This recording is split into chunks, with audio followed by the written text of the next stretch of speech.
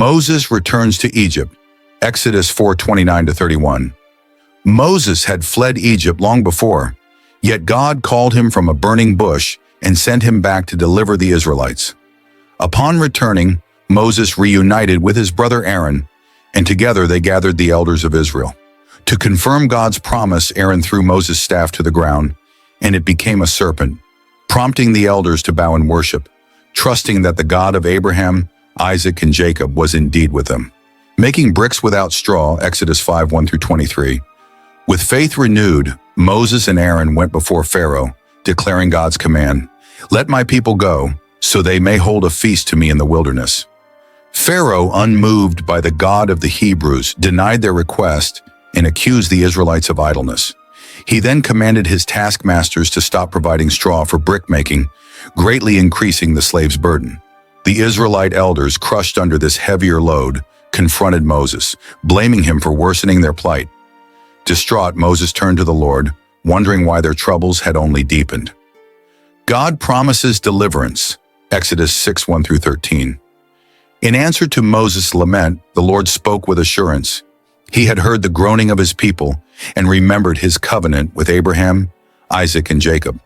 He promised to free them from bondage with a mighty hand, bringing them into the land sworn to their forefathers. Though the Israelites were broken in spirit, God commanded Moses to return to Pharaoh and demand freedom once again. Moses, fearing his own inadequate speech, was reminded that Aaron would serve as his spokesman and that God himself would empower their mission. Moses and Aaron before Pharaoh, Exodus 7:1-13. Moses and Aaron stood once more in Pharaoh's court, proclaiming the Lord's message. To demonstrate divine power, Aaron cast down Moses' staff, which turned into a serpent. Pharaoh's own magicians performed similar enchantments, yet Aaron's serpent devoured theirs. Even this wonder failed to sway Pharaoh. His heart remained hardened, and he refused to let the people go. The first plague, water turned to blood, Exodus 7:14-25. At God's command, Moses and Aaron intercepted Pharaoh by the Nile. In the sight of Pharaoh and his attendants, Aaron struck the water, and the river turned to blood. Fish died, and a foul stench filled the air. Egypt's water sources became undrinkable, yet Pharaoh's magicians again mimicked this display, and Pharaoh chose to ignore the crisis. For 7 days, the waters remained tainted, and Egypt suffered, but still Pharaoh refused to yield. The second plague, frogs, Exodus 8:1-15. God warned Pharaoh through Moses. If the Hebrews were not released, frogs would overwhelm the land. Indeed, frogs soon covered every corner, invading homes, palaces, and even Pharaoh's chambers. Overcome by this amphibian onslaught, Pharaoh begged Moses to ask the Lord to remove them, promising freedom for the Israelites. Yet once relief came and the frogs died off, Pharaoh hardened his heart again, and the Israelites remained in bondage. The third plague, gnats, Exodus 8:16-19. Without further warning, Aaron struck the dust of the ground, and gnats rose in a thick cloud across Egypt. These tiny pests tormented both man and beast.